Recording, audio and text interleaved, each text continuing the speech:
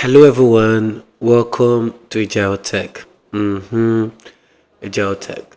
So in this video, we're going to be looking at the Cambridge, AS and A level, and in chapter 1, we'll be looking at data processing and information. Okay, so what are the objectives really? We'll be talking about what data is and what is also information, the quality of information, where these informations have been gotten, the sources, what this have been gotten, the various sources. It could be direct, it could be indirect, and much more. So let's dive right to it. Okay. So the first thing is, what is data? Okay. So when we talk about data, right? Data, on the other hand, are used in various purposes. But most especially, these data are known as raw facts. Okay, so it simply means that these raw facts can take various forms. It can be characters, it can be symbols, it can be image, it can be audio clip, okay, and so on. Okay, and none of which on its own have any meaning. That's what data is all about. Okay, none of it on its own has any meaning. When we talk about information, okay, we're simply saying that these are data that have been given meaning. Okay, they are often the result of from the processing of data. Okay, and obviously sometimes by computer. Okay, so here is an example of what we talk about. We talk about data. Now this is the data. This is the data. This is the data. And this doesn't really have any meaning per se. This is this is W, this is pi. It's just all doesn't really make sense. Okay, but these are set of data that don't have meaning until we put them together. And here we are putting them together, and they all make sense now because all these are postal codes in India. Okay, sometimes they are telephone starting codes. These other ones are telephone starting codes in the UK. Okay, so on its own it doesn't really make sense, but when we put them together, it does. Okay, it does. Okay, the next one is data processing. Okay, just to explain what all this means. Okay, because they are mathematical equations. So this represent what we call deviation, and this represent velocity, and this represent density, and the F stands for force, and the M is for mass, and the A is for acceleration. And that's physics. Okay, now data processing. Okay, so when we talk about data processing, they said on a computer, data is stored as a sequence of binary digits. Okay, which is in the form of zeros and one. Okay, and of course, when we look at parity checks as well, which we're also going to look at, we store these data in, it could be in a fixed or movable medias. What are the movable medias? Like your pen drive, etc., etc., as much as possible. Okay, now we see here that you have been given a source file, which is what we'll be making use of in our practical .csv, which is command separated value files. And if we have to open this in a spreadsheet and add formulas. Now this is the processing of that data, so then it has meaning. Okay, now to sum everything up, when we talk about data processing, we're talking about the processing of data that's become information. That data that has been processed into what? Information. That is what we're talking about when we talk about data processing. Okay, now we have direct and indirect data. When we talk about direct data is that data that is collected for a specific purpose or task. Okay, and it's used for that purpose and that purpose only. It is often referred to as the original source data. And we have examples. We have questionnaires, we have interviews, we have observation. For the indirect data, okay, they are obtained from third parties and used for a different purpose, so that it was originally collected for, and it's not necessarily related to the current task. Okay, it can be used for any other various tasks or purposes. Okay, so we have the various ways or various sources for direct data. We have questionnaires, we have interviews, we have observations, we have data logging. Okay, in the case of data logging, it simply means using a computer and a sensor to collect data. That is what it means. And that data is analyzed, saved, and the result are then what? Output. Okay, and that those results are often in the form of what? Charts and graph. Okay, we have uses of direct data. What are the uses of direct data? Okay, and the use of direct data talks about what you want to use it for. Okay, this data could include how long it will take for you to make a development of the various bus routine, using the bus routine as an example, numbers of passengers who are using the existing route. All these are some of the use of how you want to get your piece of data using the bus route. Okay, the next one is indirect data source. Okay, like I said, they are third-party sources that you gather and obtain from. Okay, and we have the electoral register. Okay, which is referred to electoral pool. People are conducting elections, and then you want to get those informations to use as much as possible. Okay, so I'm going to scroll down to advantages and disadvantages of direct data. Now, for the advantages of direct data, okay, we know how reliable direct data is since we know where it is originated. Okay, where data is required from a whole group of people. Okay, for disadvantages, because of time and cash constraint, the sample of the group size may be small, whereas indirect data tend to provide a larger set of data that would use up what? Less time and money than using direct collection with a larger sample size. The next advantage is the fact that the person collecting data can use methods to gather specific data even if the required data is obscured. Okay, whereas with indirect data, okay, indirect data sources, this type of data may never have been collected before. And for disadvantages, because we're looking at both advantages and disadvantages of direct and indirect.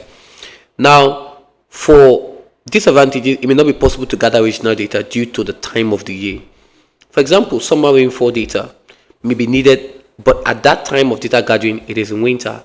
So what happens? Okay, with indirect data, historic weather data is available irrespective of the time of the year. Okay.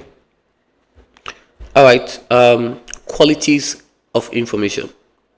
Now, measuring the quality of information is sometimes based on the value which the user places on the information collected. Okay. All right. So let's dive right into those factors that affects the quality of information. Accuracy.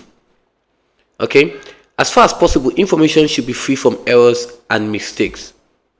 Okay, the accuracy of information often depends on the accuracy of the data collected before it is processed. Okay, so it talks about how accurate that information is gotten. It should come to the point where now, for example, if the original data is inaccurate, then the resulting information will also be inaccurate. In order to make sure the information is accurate, a lot of time needs to be given to the collection and checking of the data. Mistakes can easily occur. Okay, for example, here in the textbook you see you want to buy a quantity of 62. It could also be changed to or copied as 26. Okay, although to also help us to check the accuracy of data, we use verification and validation, which is what we're going to look at also in this chapter. But if you've been following my YouTube channel, there's a big chance that I've talked about in the O level when we talk about in the case of chapter 7, talking about system lifecycle, we're talking about the design phase. Okay. All right. So moving on to relevance. When judging the quality of information, we need to consider the data that is being collected. Relevance is an important factor because there have to be a good reason why that particular set of data is being collected. You don't just collect data anyhow. Okay, I want to collect this data. I want to take this data. No. The data you are collecting, is it relevant? Okay. Is it relevant to what you want to do? You can't just collect any kind of information you want to collect because you want to collect it. Is it relevant? Okay. So data capture should be relevant to the purpose for which it is to be used. Okay. It must meet the requirement of the user. Okay. As a student, you want to come into a British school, into the A level. There's other information that will be needed from you. Not all the informations. Okay, it's information that is relevant to the admission of the school.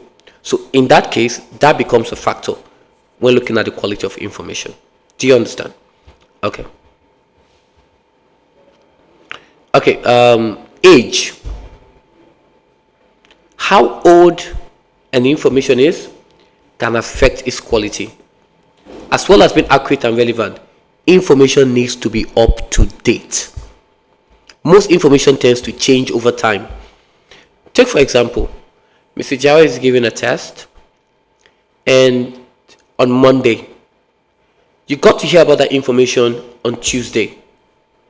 Well, yes, he actually gave a test, right? There was a test, but the test was on Monday.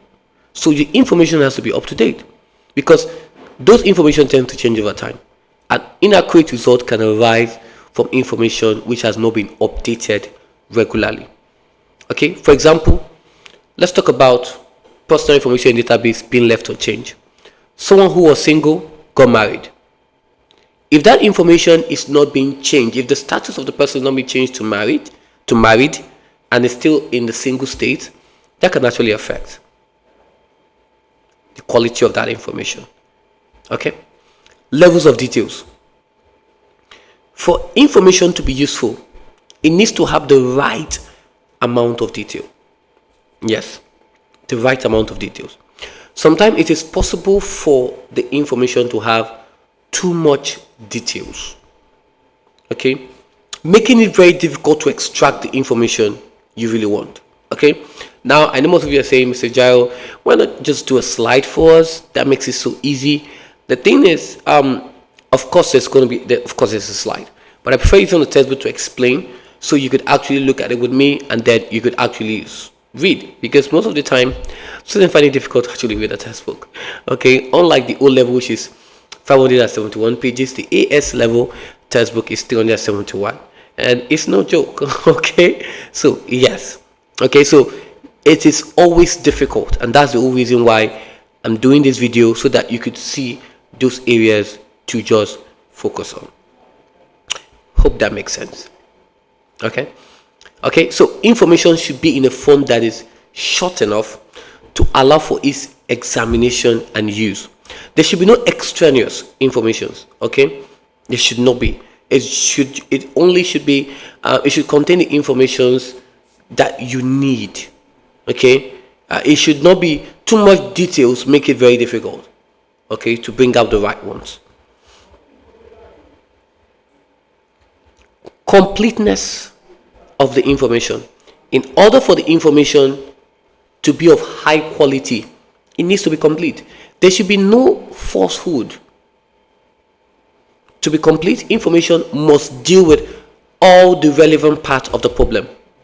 If it's incomplete, there will be a gap in the information, and it will be very difficult to solve a particular problem or choose a certain course of action. So there should be no level of incompleteness. There should not be a gap. There should not be something that is there should not be something that looks doubtful. Every piece should be complete.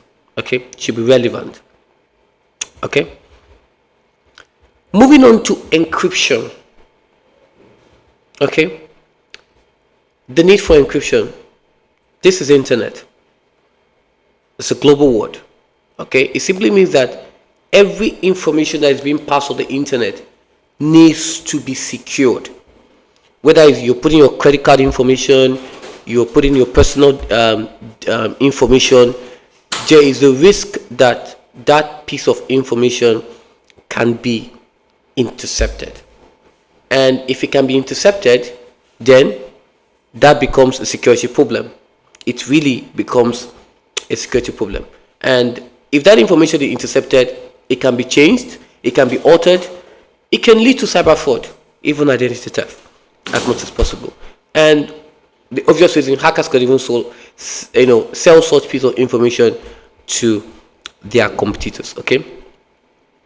So what encryption does is to keep much of our personal data private and secure, often without us realizing it. It prevents hackers from reading and understanding our personal communication and protect us when we are carrying out online transaction. Okay. So encryption is a way of scrambling data so that only authorized people can understand the information. Come again. It's a way of scrambling data so that only authorized people can understand the information. It is a process, however, of converting information into a code which is impossible to understand. This process is used whether the data is being transmitted across the internet or it's just being stored. It does not prevent cyber criminal intercepting sensitive information. It doesn't prevent it, but it does prevent them from understanding it. It will just be ciphertext. Okay, it doesn't really make sense. So it's a way of converting the plain text to a ciphertext. Okay. So what are the methods of encryption? Okay. Now, encryption is a name given to converting data into a code by scrambling it. Okay, which we've looked at right here. Okay. Now, there is an algorithm which we're going to look at in chapter 4 that makes this possible. The way that encryption works is that the computer sending a message uses what we call an encryption key to encode the data. The receiving computer has a corresponding decryption key that can translate it back again. Okay. Now, the process of decryption here is basically reversing the encryption. Okay. Now, a key is just a collection of bits, often randomly generated by a computer. The greater the length of the key, the more effective the encryption. Many systems use what we call a 128-bit key, which gives them 2 raised to the power 128. Please do the math. Put it in the comment section. Okay, right? So it's estimated that it has literally a very powerful computer, right? So here's what I want to talk about. This right here. So we have a plain text, and this plain text will be subscribed to a Gyrotech. Okay, so I'm sending this message to you that is watching me right now. Okay, because you're actually very special. Okay, and hope you subscribe to this channel. It's awesome. Okay, and then there is an encryption algorithm, and this is the encryption key. Okay, so it turns it up to a ciphertext, a text that is unreadable, meaningless. It doesn't actually make meaning. What is this? So even if a hacker intercepts it, the first intake is, this is garbage, really. Okay, until the intended computer receives it, and then there is a decryption algorithm, and there is a decryption key, okay, which the receiver has gotten beforehand, and then this right here is now being changed to this. So there are two types of encryption. One is symmetric encryption, the other is asymmetric encryption. Okay, the asymmetric is usually referred to as a public key encryption. Okay, so let's talk about them real quick. So symmetric encryption, often referred to as the secret key encryption, involves sending computer or users, okay, and the receiving computer. So we have the sending computer or the user, and then we have the receiving computer or user having the same key to encrypt and decrypt the message. That's symmetric. It's a secret key. Although symmetric encryption is a much faster process than asymmetric encryption, there's a problem of the originator of the message, making sure the person receiving the message has the same private key. Okay, so the originator has to send the encryption key to the recipient before they can decrypt the message. This can, however, lead to security problems, since the key could be intercepted by anybody and used to decrypt the message. Okay, so many companies, they avoid this problem by using asymmetric encryption to send the secret key, but uses symmetric, okay, to what? To encrypt it. Okay, now let's talk about the asymmetric, because most people are like, HRO, I'm getting lost here. So let me explain. Now, when we talk about the asymmetric, we're talking about the public key encryption. So there are two different keys. Okay, there's one public, there's one private. The public key is distributed among users or the computers, and they are used to encrypt the data. The private key is only available to the computer or user receiving the message. So anybody can have access to the what? To the public key encryption. Okay, but the private key is only to the receiving, unlike symmetric that uses both secret key for encryption and then decryption. Do you understand? I know you do. Okay, now so I hope that makes sense. Now we have an encryption protocol. Okay, so there are several encryption protocols. The first one is the Internet Protocol Security, and it's one such protocol suite that allows authentication of computers and encryption of packet of data in order to provide what? Secure encrypted communication between two computers over the Internet Protocol network. Okay, now it is often used in what we call the virtual private networks. Okay, right, now we have an SSH, which is called Secure Shell. It's another encryption protocol used to enable remote login, right, onto a computer network securely. So it is used to log in and perform operations on remote computers. So I can access someone's computer in a different country using a secure shell, okay, and carry out certain activities. Or this is what we use when you're working remotely as much as possible. So it can be used for transferring data from one computer to another. The most popular protocol used when accessing web pages securely is transport layer security.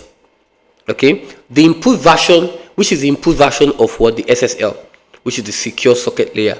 So the improved version is what? The transport layer security. Okay,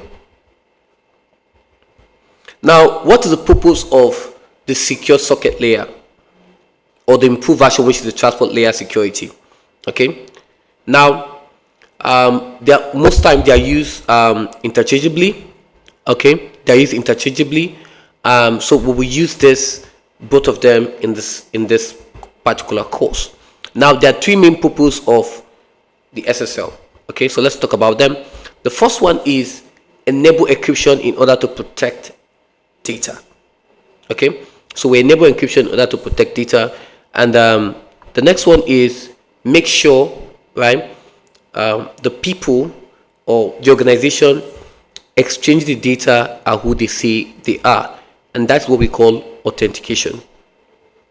So we enable encryption to protect the data, and then the people who are exchanging data are just who they say they are. It also ensures the integrity of data to make sure that they are not corrupted or altered. Okay, there are two other purposes though. Enable the website meets the payment card industry data security standard. That is, if you have a website that carries out online transaction like Amazon, okay, etc., etc. Okay, and it also improves customer trust. So if a customer knows that you're making use of the transport layer security or the secure layers or the secure socket layer to protect this website, they are more inclined to do business with that company online. Okay, now I want to talk about some key things here. Okay, what we've talked about the TLC and the SSL, okay, which verifies the identity of the server. Any website with an HTTPS, talking about the hypertext transfer protocol secure, uses this. Now, in order to verify the identity of the server, the protocol makes it what we call a digital certificate. Now, this digital certificate contains information such as domain name, okay, that the certificate is issued for, which organization or individual device it was issued to. Now there's what we call the certificate authority that issues it. So what the certificate authority does is there's digital signature and a public key as well as other items, so that no website get to have that particular name. Do you understand? Okay, so before allowing someone to have an SSL certificate, the CA will carry out the numbers of check on an applicant, and following that, it is the responsibility of the certificate authority to make sure that the company or the individual receiving that unique certificate has it.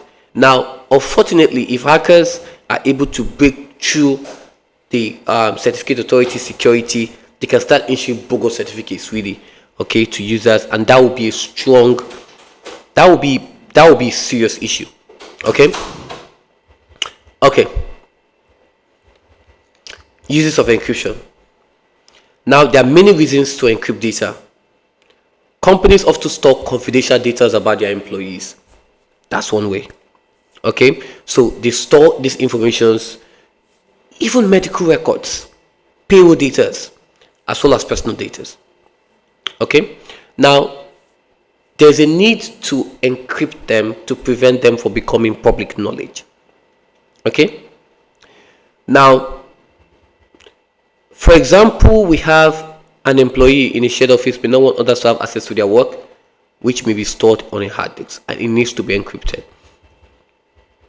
So let's look at three specific uses of encryption. The hard disk encryption. Okay, now this is actually very straightforward when we are encrypting our hard disks. Okay, so what we do is to ensure that when a file is read from the disk, the software automatically decrypts it, leaving all other data on the disk encrypted. The encryption and decryption process are understood by the most frequently used application software, such as a spreadsheet, database, or word processor.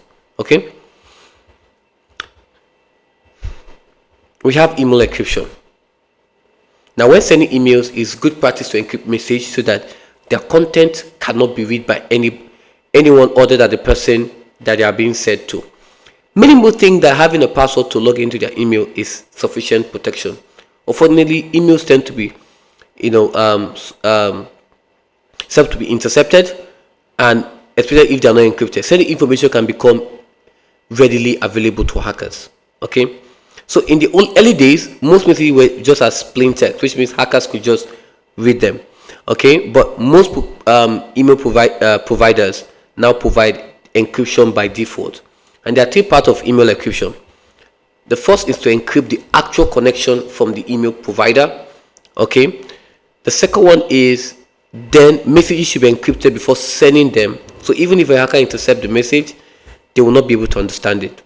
Finally, since hackers could bypass your computer security settings, it is important to decrypt all your saved or archived messages.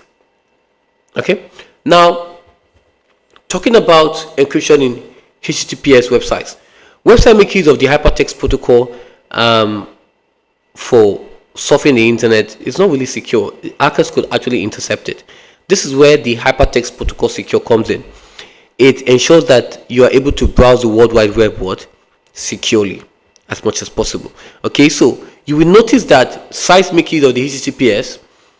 There is a padlock next to the URL. Okay, so that shows you that that particular site is secured. Okay, advantages and disadvantages of different protocols and methods of encryption. Okay, there are numbers of advantages of using encryption. Okay, and we said earlier that if those information is sent across the internet, whether it's a credit card or personal information, once is encrypted, the information can no longer be changed or used for purposes such as identity theft or fraud. Okay, so encryption is meant to protect the data, right? It can also be the source of great inconveniences to a computer user. Ransomware can be used against individuals, computer users. They tend to demand for money before they attempt to release your information, which is what you really need to avoid. Okay, there's firewall that prevents or slow down access to these downloads as much as possible. We move on to checking the accuracy of data. Okay, when we talk about checking the accuracy of data, the first thing we look at is validations, and then we look at verification. Okay, so when we talk about verification tries to ensure that the actual process of data entry is accurate, while validation ensures that the data valued entered are reasonable. I come again. Verification tries to ensure that the actual process of data entry is accurate. So you're checking it with the original source. But validation ensures that data entered are reasonable. And there are methods of validations. Okay, so we have the first one, which is the present check. Okay, so for present check, what the present check does is to ensure that every field given a primary key should have a value. Okay, so it means that these are key fields. So if data were not entered, it will be very difficult to identify unique records if that data were missing. Okay, and of course, this is what we come across when we are doing filling forms online. Okay, so we use the present check to ensure that data has been entered in certain fields. Range check. This is the range check on the fields which contain numeric data tend to have a range check. Okay, for example, you've been given a list of a price of a book, and let's say the cost is $29, the maximum cost is $29, the minimum cost is $10. Okay, so we can make sure that the person entering the data does not enter a cost less than 10 or more than 29 by using a range check.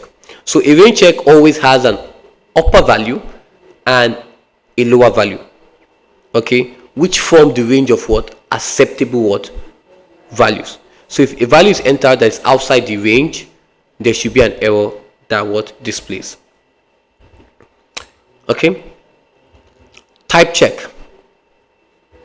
Okay, it ensures that the data is of a particular what data type. That is what the type check does. So for example, if it's a number that is meant to be in that field, it should be a number.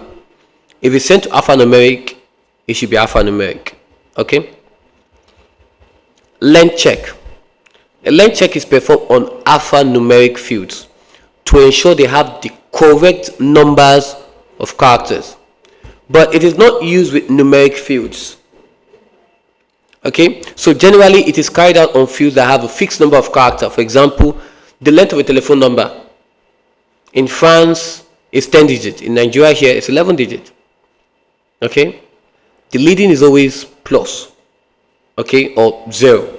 Okay, so the phone number will be stored in alphanumeric data type, so it is really straightforward to apply what a length check. So if it goes beyond 10 or 11, there should be what an error saying that this is exceeding that particular what that is exceeding that particular what check. The next one is format check. Okay, now when we talk about format check, it should be in that same format, and this is used in what, in a date. Okay, in a date. So if it's not being specified in that same format, okay, it should be an error. Okay, for example, we have this evaluation number when entered into a database. So if it's not following this structure, it should what display what an error. Here also date of birth. Okay, it's very important. Check digit. Right, what check digit does is validating the data as is what being what imputed. Now it is used on numeric data, which is often stored as a string of alphanumeric data types. For example, the last digit of what a book, okay, is a check digit.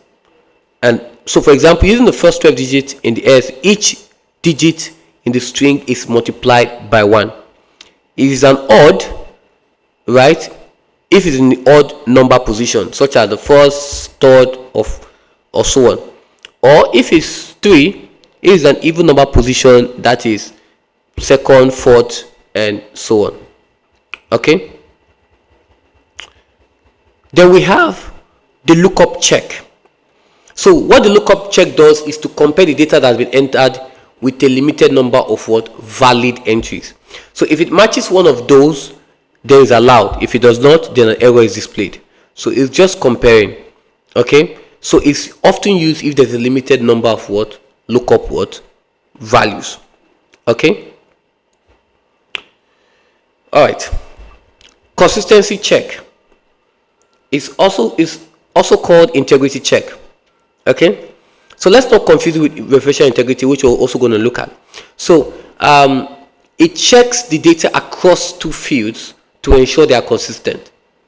Okay, between the class field and broad table and the date of birth field. Okay, so that's what we do. So we can assume that a student in year 11 were born between September 2004 and August 2005, 31 2005. So a consistency check can be applied here, so that if the first two digits of the class are 11, then the student date of birth must be between these dates, which is the 1st of September 2004 and 31st August 2005. So if it goes beyond this, there should be an error. And limit check.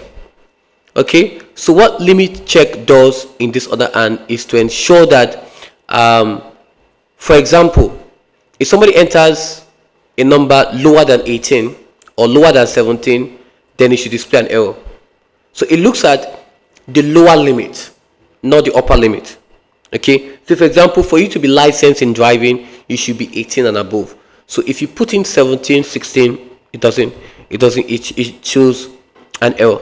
So what is the need for both validations and verification? Why not verification alone? Why not validation alone? The two methods of checking the accuracy of data are complementary. We have seen that verification can report an error that validation cannot. And similarly, validation will pick up errors that verification cannot. Both are needed to ensure the data is what? Sensible and reasonable. Okay?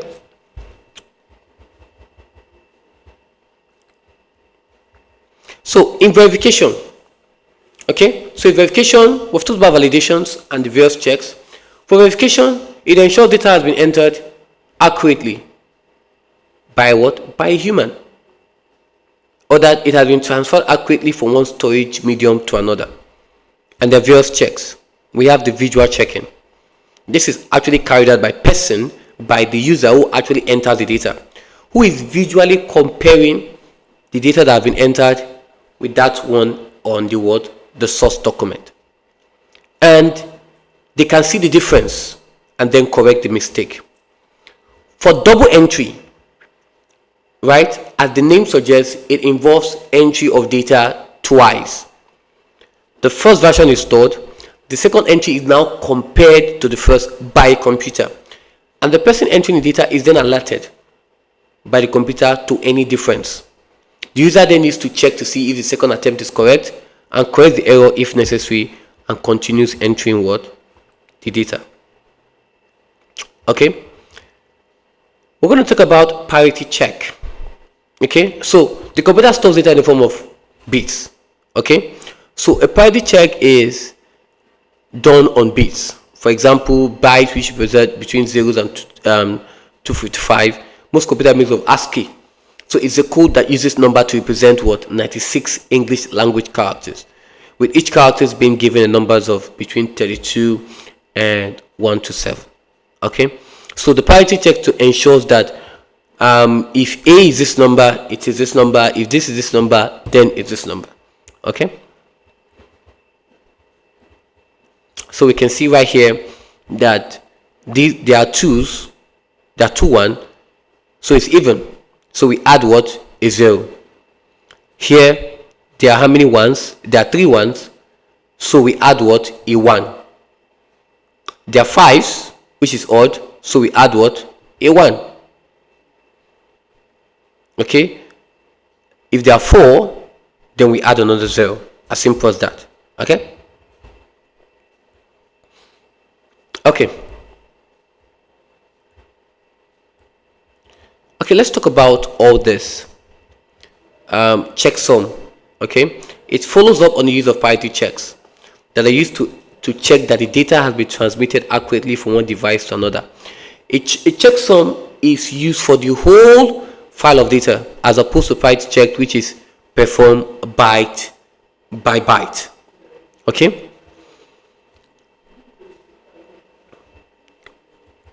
Hash total. Okay. Now, when we talk about the hash total, this type of check is normally performed on large files, but for demonstration purposes, we just consider a simple file. Score examination. The secretary is out to do a statistical analysis of the result. Here we collect a small extract from data that has been collected, and then normally student ID will be stored as alphanumeric. Okay, so for the purpose of the hash check, it will be converted to what? To a number. The hash check involves adding all the students' ID together. So in this example, it will add all of them together using a hash total of what? Of that. Data will then be transmitted along the hash total, and then the hash total will recalculate and compare with the original to make sure that it was the same. Okay. A control total is calculated in the exact same way as the hash total, but it's only carried out on numeric fields. Unlike the hash total that can be done on what? On alphanumeric as well. Data processing.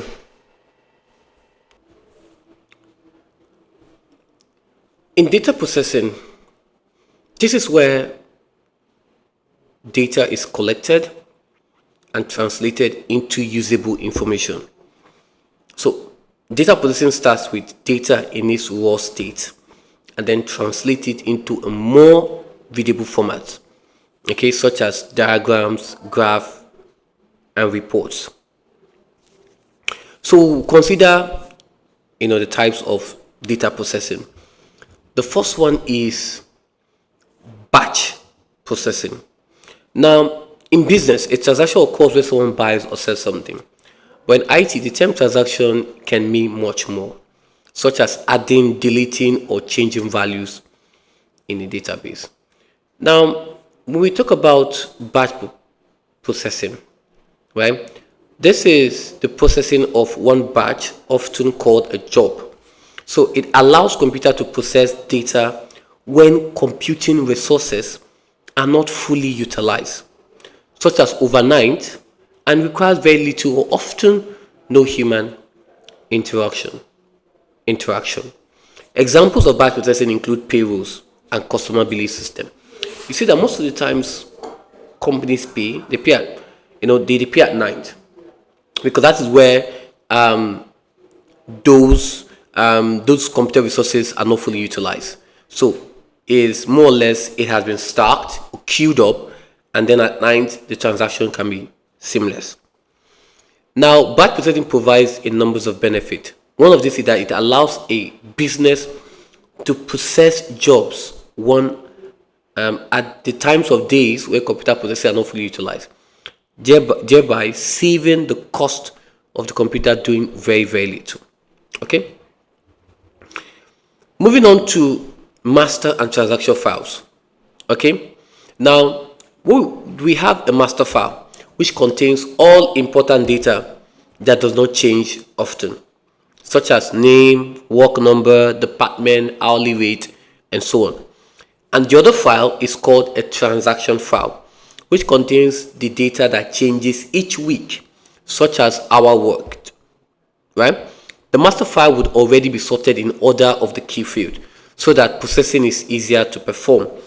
The transaction file would probably be in the order that the transactions were collected. Therefore, these two files can be processed together to produce the payroll.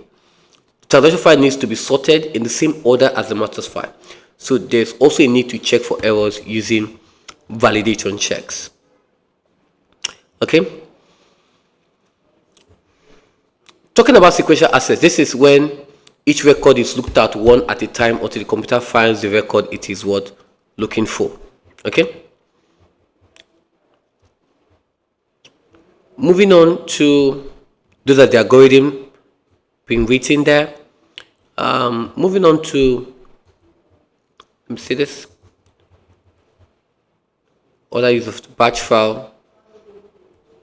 Online processing. Now, we've seen how batch processing involves gathering data together, ready for processing at a later date. This has an obvious drawback in that the processing is delayed. In some cases, this is not a problem. For example, with applications such as payroll, which only needs to be processed weekly or monthly, or utility bills, which are often processed every 3 months. Some processing, however, has to be done almost immediately, such as supermarket checkout or interrogating a database for an employee details. Now, the original definition of online processing was that the user was in direct communication with the central computer. However, this has evolved in the aspect of IT, which is taking over. So we'll look at in the sections such as the electronic fund transfer, the EFTP, right? The EFT, and among other things. So when we talk about online, this is having a direct interaction with the computer. Okay? Now, the database is searched for batch processing using sequential access, whereas direct access tends to be used in online processing. So direct access is the ability to go straight to the record required without having to read all the previous records. Uses of online processing. When data is input into an online system, the processing takes place almost immediately with just a short delay. So short that the user believes that they are in direct communication with the computer.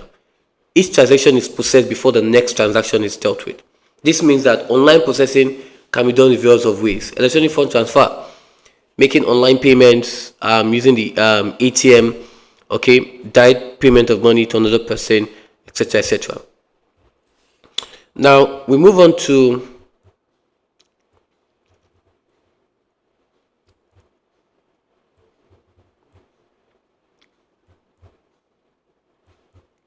real-time processing. Okay, so real-time processing is an example of online processing in that it requires the input to go directly to the CPU of the computer, but the response time of the computer must be immediate with no delay whatsoever. This type of processing is usually found in systems that use sensor. For example, computer control greenhouse. Okay, often referred to as a glass house, something you see in the O level in chapter 2 when you're talking about sensor. Okay, we have various kinds of sensors. Okay, so computer controlled, this will be, of course, we're going to look at also in chapter 3. We'll talk about the various sensors as well. Now, invariably, it simply means that for you to have an output, you have to put in an input. Okay, so that is very, very important. Okay, so real-time systems are where the output affects the input. Okay, so for example, if the temperature is low, it requires that the computer heater should be turned on. Okay,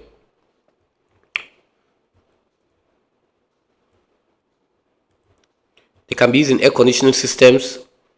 Just to go up, also where the actuators in terms of being opening up or a valve or something to pump on, maybe the temperature is low and then it sends and the heater, okay, open up and let the place be, you know, of the right amount of temperature.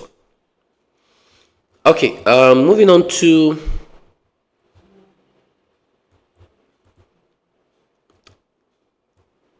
advantages and disadvantages of using different methods of processing.